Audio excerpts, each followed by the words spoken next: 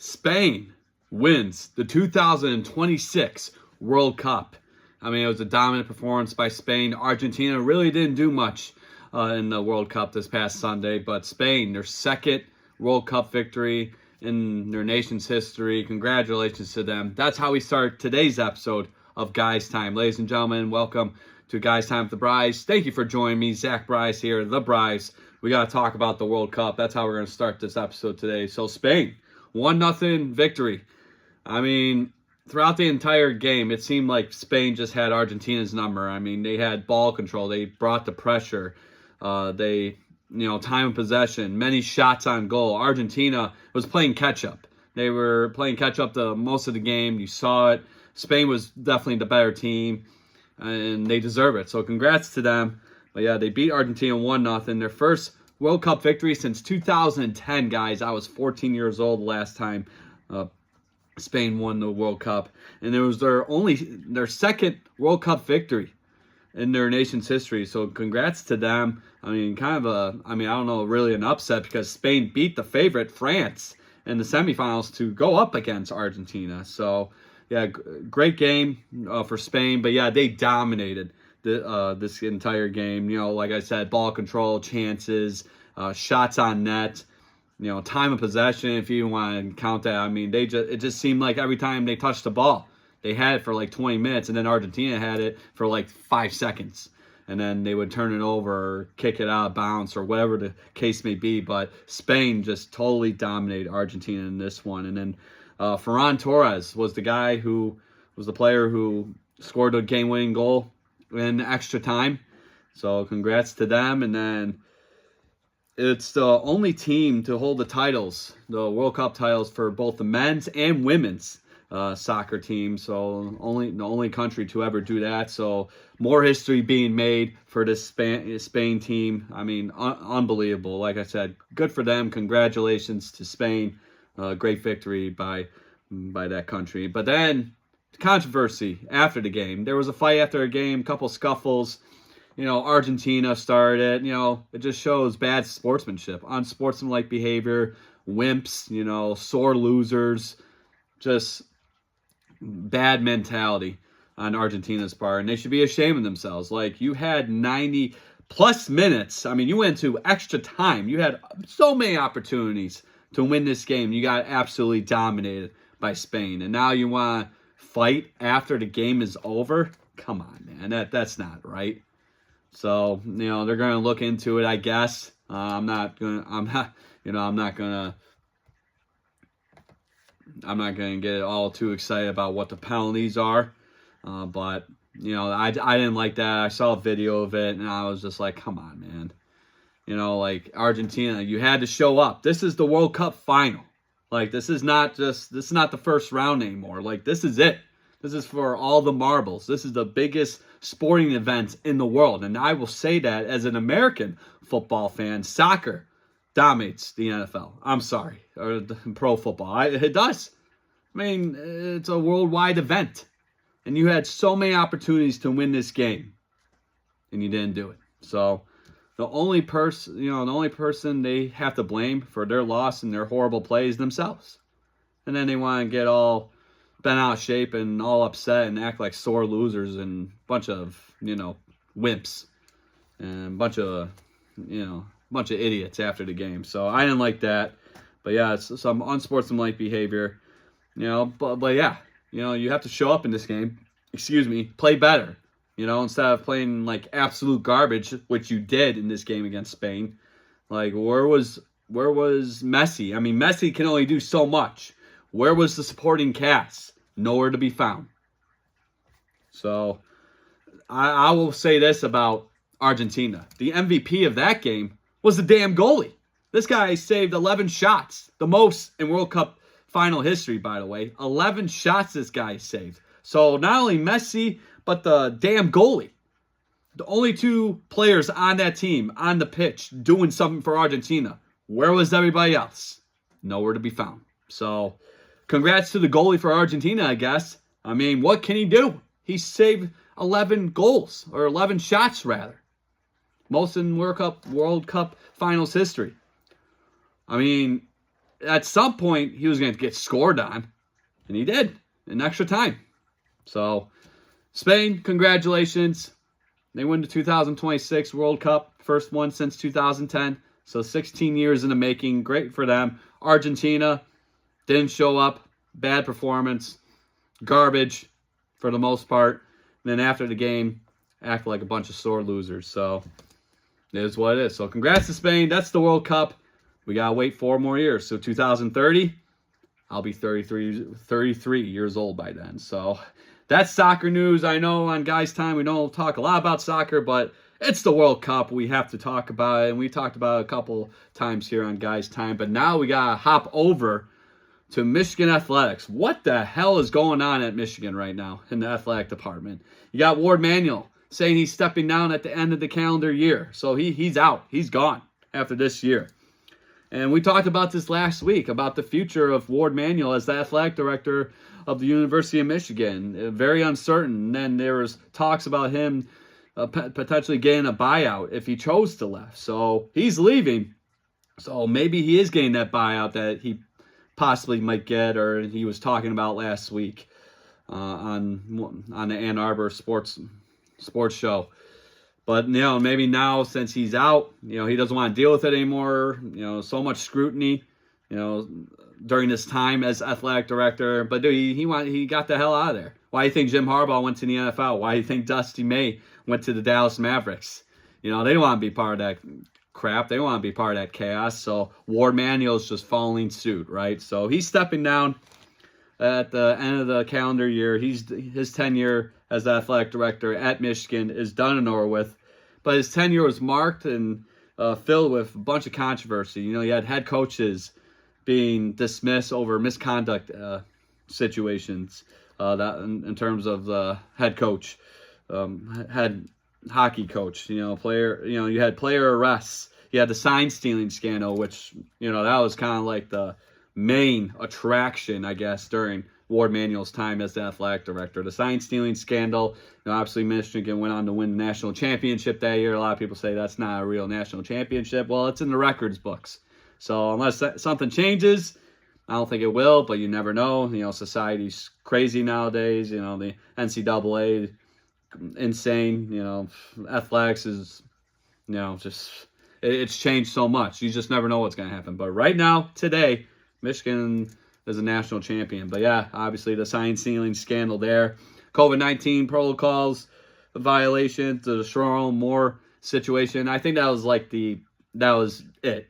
I mean, how many more incidents, how many more situations does this university have to deal with under Ward Manuel? And, he's one guy. I get it, but he's the athletic director, and a lot of these situations dealt with athletics. You're the AD, man. You're the main guy. What the hell are you doing? So it is what it is. But like I said, I think he's getting the hell out of there. The university, it cost him $12 million from this investigation. The investigation was carried out by Jenner and Block. I think it was an outside Chicago law firm. They looked into Michigan's culture. Obviously the main points were the Sherrone Moore arrest. Obviously that was pretty wild, pretty scary, pretty unfortunate. But yeah, they looked into Michigan. They found a lack of accountability, failures at the highest level. So it's like, where was the president? I mean, he's gone now. The former president, Santa J. Ono, where was he during all this time? I mean, I get it. We're dealing with athletics, so who cares about the president of the school? We have to look into the athletic director. But when you're doing an investigation this big, for a big name school like Michigan, does the president of the school get looked into? Does he get questioned?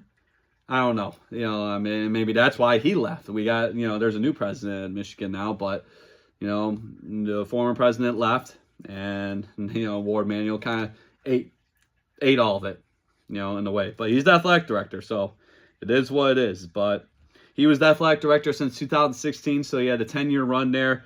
But it was only a matter of time. Like I said, so many incidents going on at the University of Michigan, the sign stealing scandal, Sherrone Moore arrest, got hockey coaches, head coaches acting inappropriately in front of hockey players, mistreating players, misconduct. many levels of misconduct there. So it was only a matter of time, right, that Ward Manuel was going to leave or get fired. I mean, he's a Michigan guy. I don't think they were ever going to fire him. It was ultimately going to be his decision. And here we are a week later, and he decides to step down, after saying that, oh, yeah, I'm going to stay here forever. I'm a Michigan guy. I love my job. Obviously I'm paraphrasing there, but yeah, he's out. He's done, man. So, yeah, so now with Ward Manuel being gone, who's gonna step up to the plate? Who's gonna be the new athletic director? Obviously, Michigan's gonna have to find one soon, right? I mean, you got football coming around, then obviously after that you got basketball coming around. But it's crazy too, because during his tenure at Michigan, you had Michigan win the national championship in football, and then just this past year, a few months ago, Michigan became the national champions in college basketball. So 2 national championships under Ward Manuel, but I guess the championships really don't mean much when you have all these other controversies going on within the athletic program / athletic department of Michigan. So you have that going on as well. But yeah, I was gonna say, I think he made a decision for himself. Like, he wants to get the hell out of here because what else is there? I mean, I think the investigation is over, but maybe something pops up here in the next couple weeks or couple months. Who knows? But I think Ward Manuel knows something. He wants to get the hell out of there. There's already a lot of scrutiny on him being athletic director for this long, and so many incidents going on during his time as the athletic director. He doesn't want to deal with it anymore, so he got the hell out of there. So I wonder what the payout's going to be. If he gets a buyout, maybe. I don't know if that's part of his contract. We'll see. But yeah, all these other people kind of just, no one else gets in trouble besides him. But it is what it is. But now with him being gone, Ward Manuel being gone, now you got a new head coach in college football at Michigan. You got Kyle Whittingham, longtime head coach at Utah, one of the greatest head coaches of all time over there. Now he's with Michigan, so you have that going on. Then you got a new basketball coach, Mike Boynton. He was an assistant to Dusty May last year, but now Dusty May, obviously with the Mavericks of the NBA, Mike Boynton is the head man now. So 2 new head coaches for 2 sports that you won national championships in the past few years. But now you don't have an athletic director. So now you got to get a new athletic director. It's crazy. So who's going to step in? Who's going to be the new athletic director at Michigan? And then who's going to want the job after the investigation? I mean, it's chaos right now at the University of Michigan. But, at the same time, they spent all this money. Michigan did $12 million on this investigation. They kind of blame Ward Manuel, but they really didn't. I mean, it's not like they're taking away scholarships or not taking away national championships. You're not hearing a whole lot of players transferring to other schools. But I don't know, man. Is this a distraction for the football team? Because football starts in a month. So does this distract Michigan for the upcoming year? Kyle Whittingham's first year as the head coach at the University of Michigan. Does this distract the basketball team, which they start in a few months, coming off of the national championship season? I don't know. So crazy stuff going on right now in Michigan. Ward Manuel, he's out at the end of the calendar year as athletic director at Michigan. Got new head coaches in your 2 main sports, football and basketball. Just craziness going on at the universities there. So that's Michigan. Ward Manuel's out at the end of the year.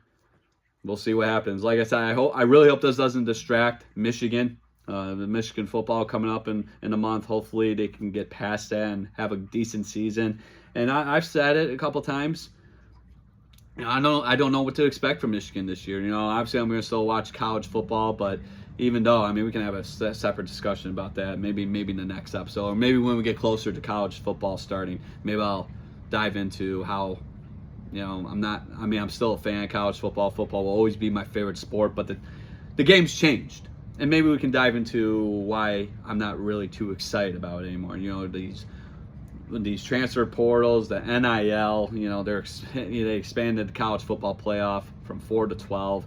to make it more exciting, but I think it actually hurts the college football playoff format. But we can talk about that another time. But I don't know, man. With all this going on, I really hope it doesn't distract Michigan football. But we're going to have to see. So that's Michigan. We got to hop over now to the Detroit Tigers. So last night, yeah, they got their asses kicked. I mean, I'm not going to sugarcoat it, man. You lost to 11-2. So, Framer Valdez, once again, losing another start. And, we paid this guy a lot of money to be one of the top pitchers in our starting rotation. So, he's got a 5-7 record. He's given up many hits. He's given up many runs. I mean, is this another bad signing by Scott Harris? The guys that the Mike Valenti show on 97 won the ticket here in Detroit, Michigan. They were talking about it, and what's going on? What the hell is going on with Framer Valdez? He's got to figure something out. I mean, this is the second half of the baseball season. The All-Star game's over, and I said it last week. The Tigers can't lose a series. They have to win 2 out of 3 from this point forward, or they have to sweep. They gotta get a complete 3-game win for them to even make it to the playoffs. I mean, you had that horrible, god awful May, and I think that screwed this team, because now they're playing catch up baseball, and where are they? They're 4.5. They're 4th in the AL Central. They're 4.5 games back from the wild card. You got so many teams in the AL just fighting for that spot. It's tough, man. And 1 month can destroy a team. I mean, dude, this team went 6-22 in the month of May. Yeah. I mean, how do you win? How can you be a successful baseball team? How can you come back from that adversity? You're playing catch up. I mean, June was much better. They had the best record, I do believe, in the month of June of any baseball team, or maybe the American League, something like that. But great. But now, end of July, we gotta get something going. But last night, you got destroyed, 11-2. Yeah, that's not good. And then obviously, first game of the series started on Monday. You won in extra innings. Come back from behind victory, 8-6. I mean, where was that? Were you guys too tired or something? I don't know. You got the final game against the Chicago Cubs tonight. It's on national TV, ESPN, 8 o'clock. Got Montero at the mound. Hopefully we can win a game there. But yeah, last night, man, 11-2. Whew, man, that's pretty bad. But yeah, the Tigers, as I mentioned, 4th in the AL Central. They have a 47-54 record with the loss last night. 4.5 games back in the wild card. And then the ultimate question. I mean, it's been a question for months now here in Detroit. Will the Detroit Tigers trade Tarik Skubal? Well, at this point, I don't think they are. I mean, the more days that go on, the more games he's starting, I'm really thinking that the Tigers are trying to keep this guy. And I think they have the confidence that they might actually make it to the playoffs with him. I don't know. Like, I said it here on Guys Time. You should trade him, get some value. You need a right-handed bat. You need some bullpen pitching. Maybe a starting pitcher with the Framer Valdez situation going on. I mean, you need value. And he still has some value, being one of the top pitchers in the MLB. I mean, this season, probably his worst season yet. I mean, there's been some starts where he just did not look good. He's giving up runs. But then, obviously, there's other starts where he's pitching 6-7 innings and he's got 9-10 strikeouts. The Tarik Skubal, we know here in Detroit. I mean, just a dominant pitcher, kicking ass, right? Well, like I said, the more they wait, the more days that go on, the more times he's on the mound starting. I mean, he's scheduled to start on Friday against Kansas City, and they got a 4-game series against the Royals starting tomorrow. And he's slated to start on Friday. So I don't know. I mean, I guess they're trying to keep him. They'll keep him to contend in the playoffs. Like I said, I think it's a bad move. They need to trade him, get some value out of him. But it's just an ongoing topic, and at this point, I'm kind of sick of it. If you were going to trade him, you had to trade him before the All-Star break, in my opinion. because now we could have won maybe last night if we had decent pitching or if we had another right-handed bat. We have these assets to our disposal. We can use these guys. We can use pitching. We can use a right-handed bat to win games. But now we're in a situation where I think the Tigers are content on keeping Tarek Skubal and maybe trying to contend in the playoffs. 47-54 record, still got a lot of games to be played, and I said it, can't lose the series. So you got to win tonight. You got to beat the Chicago Cubs, and they're a good team. So, but I think he's staying. I think it's the wrong move, but what the hell do I know? I just talk about sports. I just, chew everyone's ear off about sports. I'm not an executive, but, he's slated to start on Friday, so we'll see what happens. But like I said, this is the same issue we had last year. We didn't do anything at the trade deadline. We needed a right-handed bat. We desperately needed a right-handed bat and some pitching, some relief pitching. We didn't do it, and look what happened. We made it to the playoffs, and we got eliminated. I mean, Scott Harris, what are you doing, dude? What the hell are you doing to this team? So, yeah, I think he's staying. It's not the right call in my eyes, but it is what it is. So the Tigers got the Chicago Cubs tonight, 8 o'clock, to wrap up that three-game series there. And then they got a 4-game series with the Royals starting tomorrow night in division rival there in the AL Central. So we'll see what happens with that. So now that's the Tigers. We got to hop over to UFC. We had another fight night last Saturday night. Dricus du Plessis going up against Kamaru Usman. DDP looked absolutely phenomenal. Kamaru Usman, he looked very old. He looked old. He didn't look like the Kamaru Usman from like 5, 6, 7 years ago when he was the middleweight champion. He dominated that division for many years. I mean, he's 39 years old. I mean, you got to give the guy a break, right? But at the same time, he's staying in these fights, the fights that he's losing. He's staying in these fights. I mean, yeah, he's lost 4 out of 5. That's not good, right? He's 39 years old. I get it. But, I mean, he's lost 2 majority decisions, right? He lost a unanimous decision, obviously, to DDP, and then one of those majority decisions was against Leon Edwards, and I think the other one was against Khamzat Chimaev. Yes, it was, because I checked yesterday. So, against 2 good fighters, you lost by majority decision, so you're in the fight. And then, obviously, you got dominated by Dricus du Plessis because, dude, he was a beast. You see in the octagon, he was much bigger than Usman in that fight. I mean, Dricus du Plessis had to be well over 200 pounds.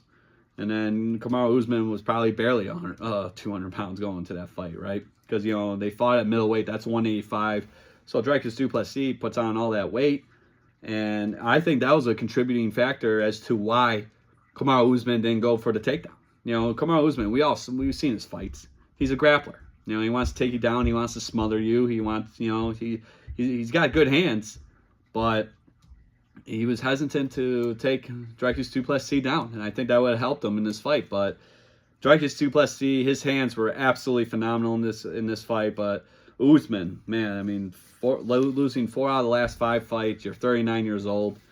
Obviously, that Leon Edwards fight for the middleweight title a few years ago, you dominated that fight for 4 rounds, and then that 5th round, got kicked in the head, knocked him out, and then Leon Edwards becomes the champion, and the rematch happens, and then he loses again by majority decision, and I think that was where we saw the downfall, really, of Kamaru Usman. So I don't know, where does Kamaru Usman go after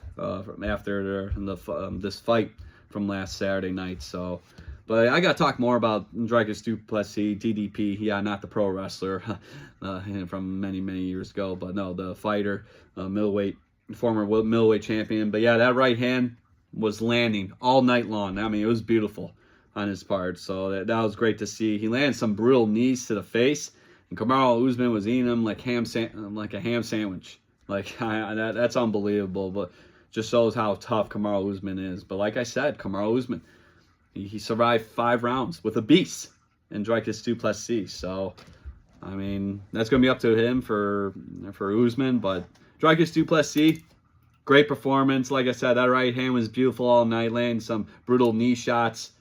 performance of the night in my eyes. I mean, he was great. So congrats to DDP. But now where does he go from here? Does he get a title shot against Sean Strickland, or does he have to fight Khamzat Chimaev first, and then the winner of that fight gets to fight Sean Strickland for the middleweight title? I don't know. We'll see. Definitely lots to talk about there. But yeah, this was actually a decent fight card for it being, not a major pay-per-view, right? I mean, this was just your regular fight night, on a Saturday. Obviously, all the pay-per-views and the fight nights are on Paramount Plus now, starting at 9 o'clock, which I do appreciate. But yeah, Tommy McMillan, first fight on the main card, defeated Albert Montez, TKO. I mean, that guy was throwing like 500 punches in 30 seconds. That guy was active. That guy was landing shots. That guy was, entertaining the crowd. I mean, he was absolutely spot on. I mean, great performance by him. That was a featherweight bout there. That was great to see. That going on. And then you had Fatima Klein defeating Tabitha Ritchie, women's strawweight bout there. You had Chase Hooper back in the win column, defeating Mitch Ramirez by rear naked choke. He did miss weight, though, so he had to give up a percentage of his purse to Ramirez. You got to make weight, man. Come on. You're a professional. But yeah, he gets the victory. He lost his last fight, so good to see that. And then Christian Leroy Duncan, CLD, defeated Jared Cannonier. And Jared Cannonier, another guy who's old. Hasn't won many fights these past couple of years. Maybe it's time for him to hand up as well. But yeah, some big names on this card. And then obviously the middleweight main event between Dricus du Plessis and Kamaru Usman. Obviously, that was a dominant performance by DDP. Great performance by him. Congratulations. Hopefully you get a title shot, but I think the UFC matchmakers are going to match him up with Khamzat Chimaev, and that's going to be number one contenders fight. And then the winner of that fight is going to face Sean Strickland. But maybe Sean Strickland, in the meantime, fights someone for the middleweight title. I don't know who. We'll see. And that's going to be very interesting how the UFC plays that one. But yeah, another good fight night, another good fight card. Yes, it wasn't Conor McGregor blowing out his knee against Max Holloway. Bad. That was horrible. But this was a good fight card. So if you guys watched it, great.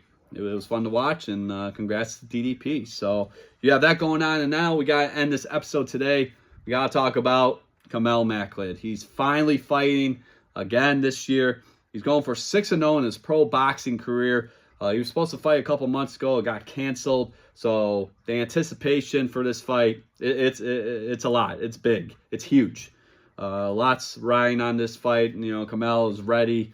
He's psyched about it. I mean, he wants to get back in the ring. Very active. This was kind of his longest stretch of not having a fight. So thank God he finally gets his fight. It's this Saturday. Fights start, I do believe, at 7 o'clock or 6. The doors open at 4.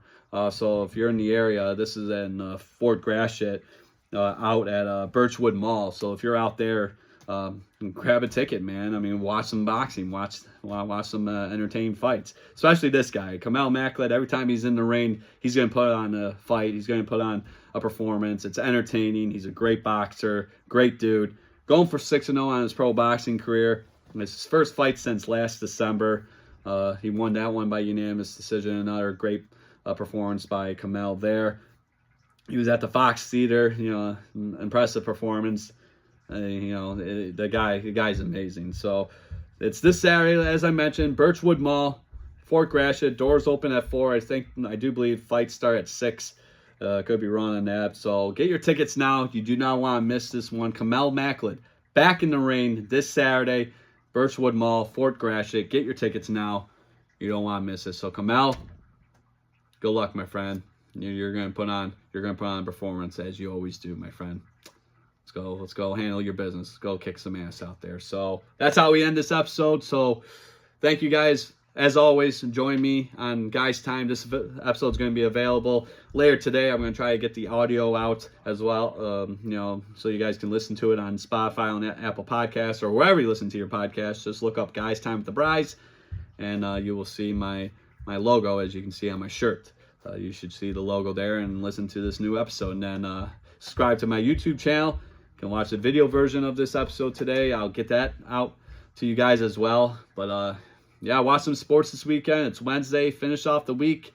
Stay safe out there. I think we're gonna have some nice weather here in Michigan. Some actually cooling down a little bit, so it's actually gonna be a little comfortable instead of blazing hot that we've been dealing with for a few weeks now. So that's good to see. And then it looks like it's gonna be a beautiful weekend. So it's gonna be a great night to get out and watch some boxing. Watch Kahmel Makled. Good luck, my friend. You're gonna dominate. Get your tickets now. So thank you so much, guys. You're amazing as always. The prize is out. Thank you. Thank you for your support, and you guys are amazing. All right, take care, guys. Enjoy the rest of the night, and as always, stay safe out there, my friends.